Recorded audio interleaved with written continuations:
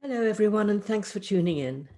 My name is Vivian Roberts, and I'm Artistic Director at Aleph Contemporary. It is a great pleasure to introduce our two speakers, who are both painters. Joe Packer studied at Norwich School of Art and holds his MA from the Royal College of Art. In 2018, he was awarded the Contemporary British Painting Prize. One of the judges was the artist and art critic Matthew Collings, who has written the text for Circling Forces, our current virtual exhibition featuring Phil King and Joe Packer together. Packer was selected for the John Moores Painting Prize in 2004 and currently features in the Towner International Exhibition at Towner Gallery, Eastbourne, till April. Dan Coombs is an internationally exhibited painter who lives and works in London. He studied at the Ruskin School of Art in Oxford and holds his MA from the Royal College of Art. Exhibitions include Saatchi Gallery, the Approach Gallery, the Fine Arts Society, New Art Projects, Matheson Gallery, the Jerwood Space London, Gallery Ducan Paris, and Mihai Nicodem Gallery, Los Angeles. Thank you very much, Vivian. So we're here to talk about Joe's work, which I've known for a long time as we were on an MA together in the 90s at the Royal College of Art. And quite interesting because I've seen your work go through tons of changes since then. And the current work, which is using motifs from nature, I would call you a landscape painter, but I don't think they really are landscapes because you're so immersed within them. They're almost like close-ups of nature. And you've been really sort of painting nature or trying to paint foliage, trees, forests and woods for 5 or 6 years now, or longer than that? I think it started in about 2016. So I mean, it's funny you were saying about, do I think of myself as a landscape painter? Because I would say sort of yes and no. I mean, I'm sort of using the idea of landscape painting almost like a sort of armature in a way to hang the painting on, rather than trying to depict a kind of particular place or a particular landscape. I mean, they do relate to, I think the reason I started doing them was because I was sort of thinking more about places where I grew up. I grew up near a wood, well, right next to a wood, in fact. So all my sort of earliest childhood memories, in fact, involved being in quite a sort of enclosed wooded space. Yeah, because I remember visiting your home where you grew up, and it was quite a small cottage surrounded by this vast wood, wasn't it? That's right. Yeah, of course. We were your parents. Yeah. Yeah, I mean, it's quite, I mean, my parents just rented this cottage. It was on a sort of big estate, but you just walked out the back door and you were straight into a sort of woodland area.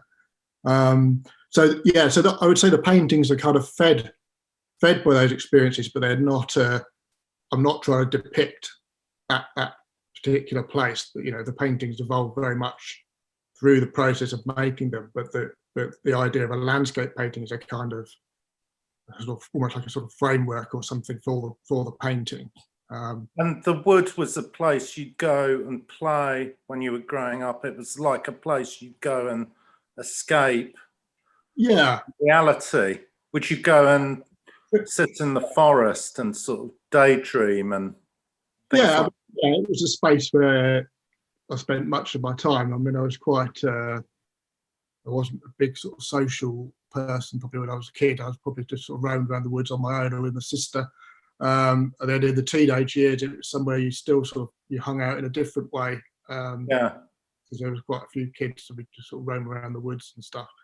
So I suppose, yeah, it's those sort of associations of sort of being in quite a sort of, because it's a wood sort of like indoors and outdoors at the same time in a way. It's sort of like a sort of, it has an interior feel even though you're outside. And it's interesting because I remember a phase of your work before this where you painted almost the opposite of what you're painting now. You painted very, very alienating kind of kitsch suburban interiors that were about as artificial as you can possibly get. So I was wondering what triggered this return to nature in your work. I've been thinking about that. I mean, partly because I've been doing that Instagram thing where you put up 10 older works, and so I've been putting up some of those interiors, and it did make me kind of start thinking about those again and how they link in with what I'm doing now. And I think there are kind of connections. I mean, they're both.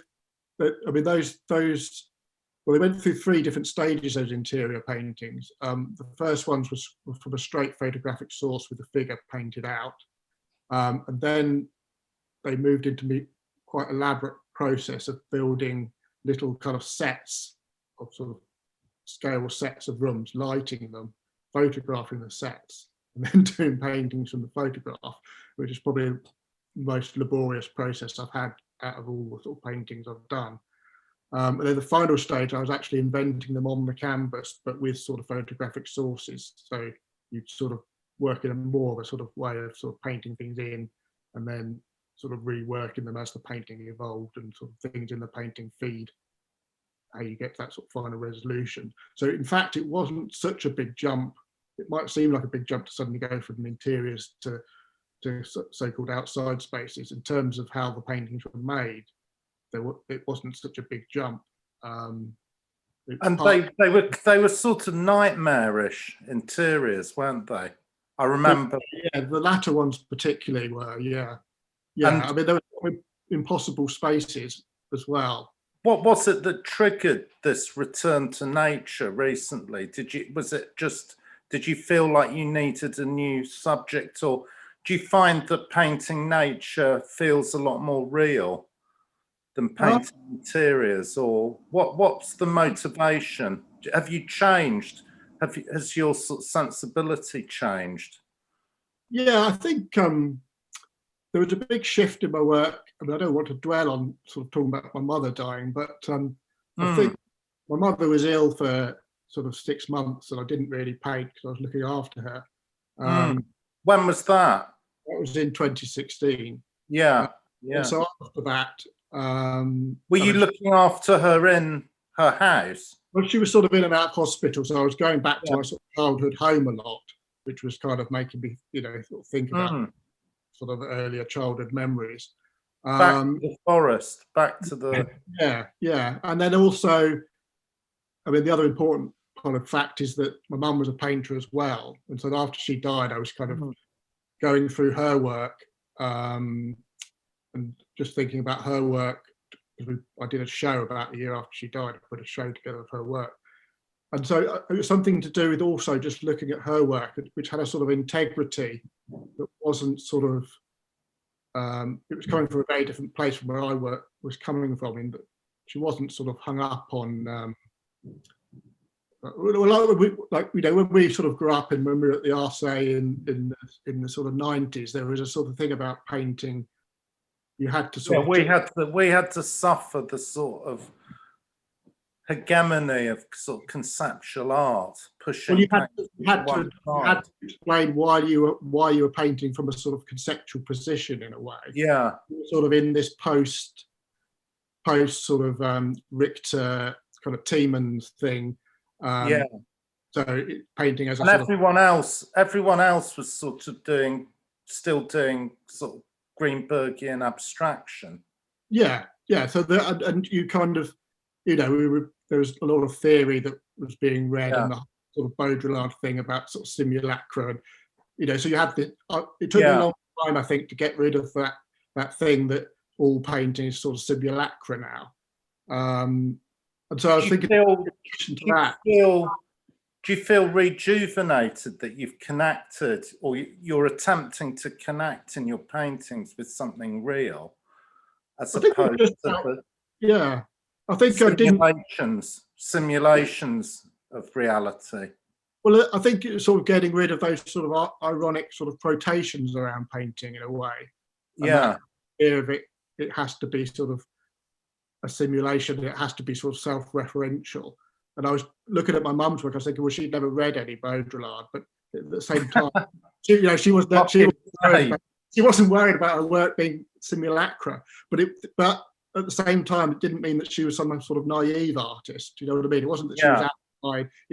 She'd been to art school. She had a full understanding of kind of this painting. I mean, in some ways, I'm quite a fan of Baudrillard even now, but yes, the idea of painting, it seems to me, is inherently artificial, but you are trying to reach for something, and there seems to be in your recent work that's in this show, and there are two phenomenal paintings. I think the two biggest paintings are absolutely incredible works. You're trying to reach beyond the artificiality. I mean, there is artificiality in your paintings, but you're trying to reach beyond that to something that's much more chaotic, I think, or it's hard to put into words because nature's both chaos and order sort of simultaneously. It's how do you get that reality into your paintings? How do you let go of your own contrivances? And it seems like you've given yourself over to the forms in these paintings. I'm thinking particularly of Red Igdaru. I'm just looking at it now. Yeah, let me just get it up. Yeah, that was quite a particularly interesting painting. I worked on that one for I think sort of almost nearly a year. It started amazing. It started off as a smaller painting actually, and then I added. It felt so sort of confined, and it was so sort of dense that I felt I had to sort of expand it. So it's actually had about another 45 centimeters to the top and bottom, and then another 12 centimeters added to the sides.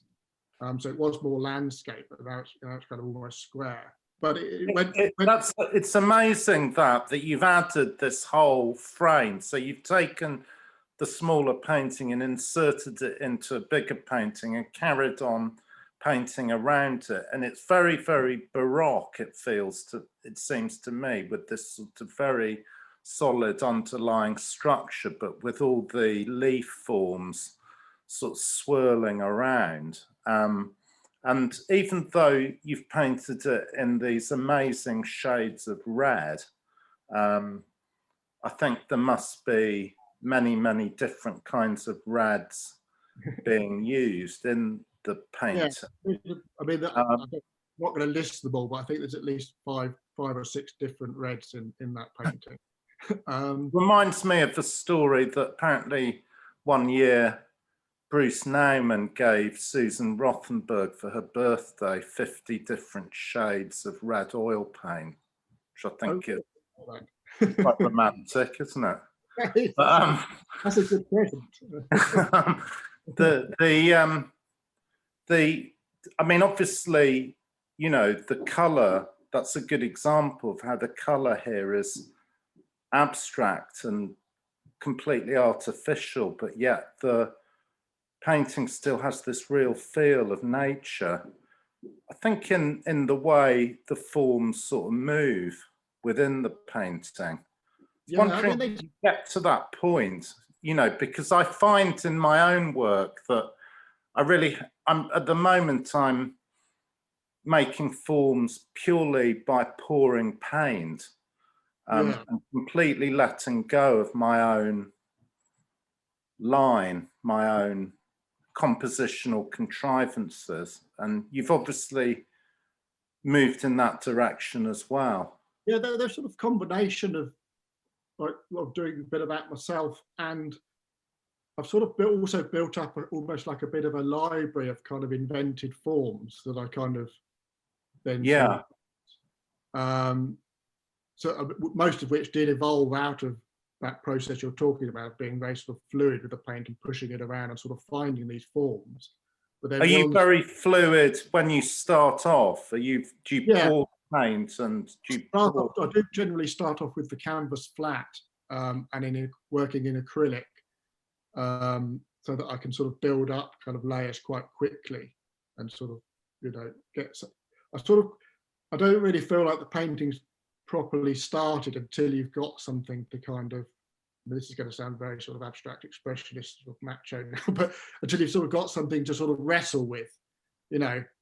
I need something sort of that I've got a sort of a dialogue going on the surface that I've then kind of got to try and sort of figure out and sort of work into and make into something. So I've almost got to sort of create a sort of a chaos initially in order to sort of try and draw something out of that chaos. Yeah, it's interesting that you say that, because we've got this sort of baggage about abstract expressionism because we were kind of conditioned away from it.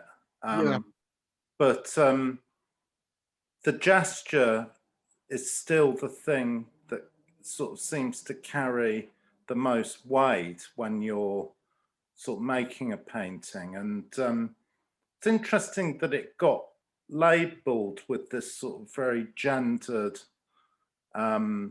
label, because in some ways I'd say your painting, particularly this painting's, are very feminine. Oh, okay, that's interesting. Yeah, I like that actually. I don't want to. Yeah. None of us want to be that sort of big macho male painter. I'm not saying they're not male paintings, but no, I think the subject matter of them, to me, feels quite feminine. Okay, that's interesting. I mean, yeah, going back to what you talk about brushstrokes. I mean, I still have it is a hangover from when I got into that, a sort of American painting when I was a sort of young student, but I still have a sort of hierarchy of brushstrokes in a way that somehow there's more authenticity to a kind of a sort of gestural sort of stroke and a more carefully sort of laid down one, which I know is a kind of illogical thing, and it's my problem. Yeah. But, you know, I mean, the gestural brushstrokes I use now are done quite, they're almost like slow-mo gestural, if you see what I mean. They're done quite slow, sort of slowly dragging a loaded brush rather than a sort of fast, flashy kind of gestural brushstroke. But it's still something about a sort of experimental brushstroke that you're not quite sure what it's going to do. You have this idea that somehow has some more integrity or something than, or authenticity or something, even though, you know, rationally it doesn't really. Well, it's not a question of rationality. I mean, it's interesting that, I mean, I remember in the 90s, notions of sort of authenticity in painting were very out of fashion in relation to, say, commodity art or, but it's really sort of psychoanalysis that has led me back to that notion as being quite important. And the gesture, of course, carries the unconscious. I mean, it has in some ways, I would go so far as to say the gesture is never wrong in that sense, or in a sense, in a way, when you make a gesture without thinking, you always get to some kind of truth. Yeah, well, that's the very idea that I'm sort of, I still have that kind of thing. Yeah. Is it somehow more truthful? I mean, it's partly also you want to surprise. You want, for me making a painting, I don't want to paint an image that I want to make something that I don't know where it's going really. Yeah. I want to find something through that journey of making it. I mean, that's probably quite a modernist idea in a way, but I want it's an experiment, and I don't quite know what's going to come out of it. I mean, none of these paintings I didn't know how they were going to look when I started them. I mean, Red Egg Daru was a very blue and green painting at one point. I didn't start out knowing it was going to be a very dominantly red painting. I mean, it's got this amazing quality of moving in all directions at once. It sort of reminds me of the notion in Deleuze of the rhizome, where he sort of took the motif of the potato, which sprouts these roots in all directions and grows in all directions, as a sort of model for culture. which I mean, he's been a very influential sort of postmodern sort of philosopher, and I kind of see your work rather than as modernist as very much postmodernist. I mean, it's not really moving forward in a sort of progression. Does it surprise you that you've ended up choosing a figurative motif that's so timeless and so would have been so out of fashion in the 90s? I mean, just getting back to that earlier point you made about, I don't think there's no sort of progress in painting, I don't think. No. Painting now isn't more advanced than El Greco or paintings in Lascaux or wherever, it's not, I think now you've just got all these different things going on. There's lots of different ways that painting can be carried out as a pursuit, and that's what's so different from when we were at college, really. I think young painters now don't feel like they have to kind of justify why they're painting. They just, I mean, when we were at college, there was still this notion that things were advancing from figuration through abstraction, through minimalism and conceptualism, but it seemed to have just ended up with these sort of corporate commodities. And it's interesting, I think a lot of painters, yourself obviously, but one also thinks of somebody like Cecily Brown. There's almost a sort of urgency about trying to be reabsorbed back into nature or the natural world. It's become a very important subject again. I think you're right. I think there are a lot of painters that seem to be it's almost like a sort of back to nature kind of not a movement, but there's a lot of painters doing a sort of back to nature thing. You referenced in one of your titles a painting you called a hauntological landscape, which was a reference to the great writer Mark Fisher, who was a lecturer at Goldsmiths and also connected to where I teach, the University of East London. And I was reading his book, K-Pack, which is the compilation of his blog, this morning. And he was talking about the hauntological, which was a phrase he sort of nicked from Jacques Derrida. And he describes it as nostalgia for the future. He says it's the sense that the present is haunted by something that's about to happen or something that already has happened.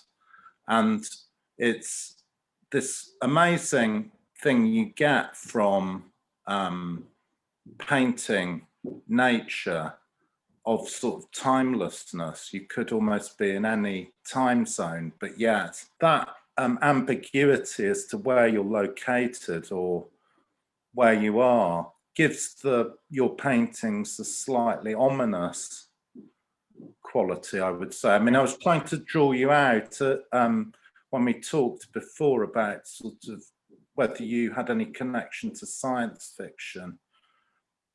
Or equally somebody like Thomas Hardy, but the sense that you can move in the landscape through these different time zones is, I think that's a very much part of your work. Yeah. I mean, it's interesting. I mean, that Mark Fisher essay, the one on hauntology, is where that title came.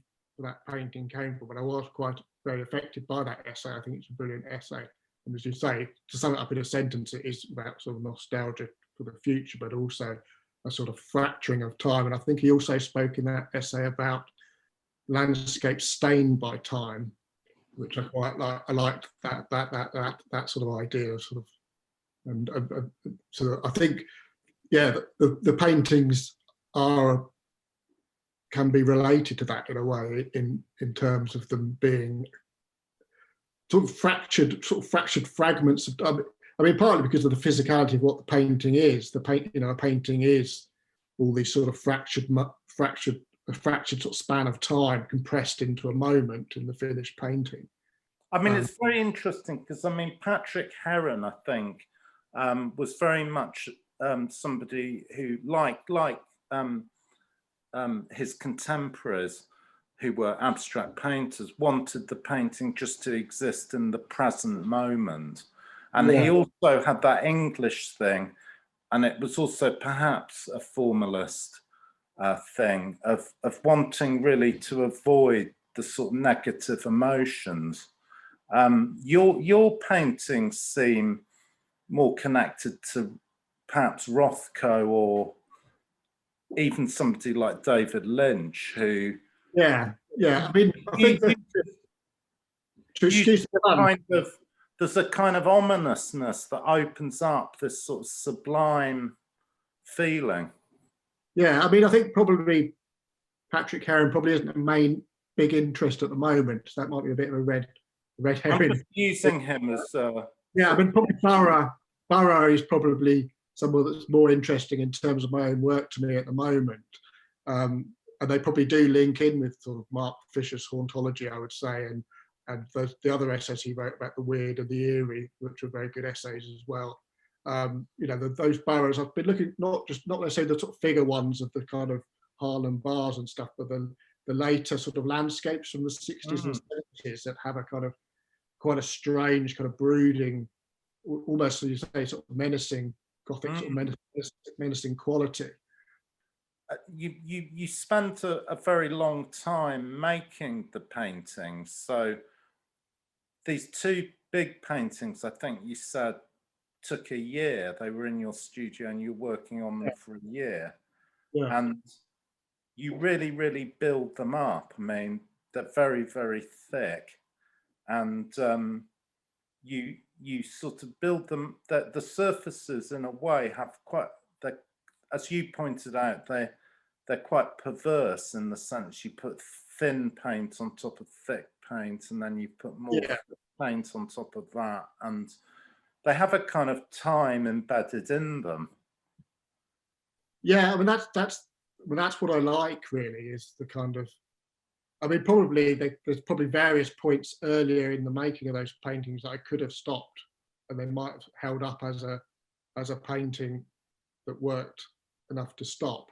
But I quite like just sort of pushing it on and on and on, so that it becomes this very dense sort of mesh of kind of prolonged time. So they have this history, but it's a history sort of all compacted into the painting, that you get overloaded with this history all at once. So you've got all these kind of fragments and, little bits of that go back to much earlier sort of imagery.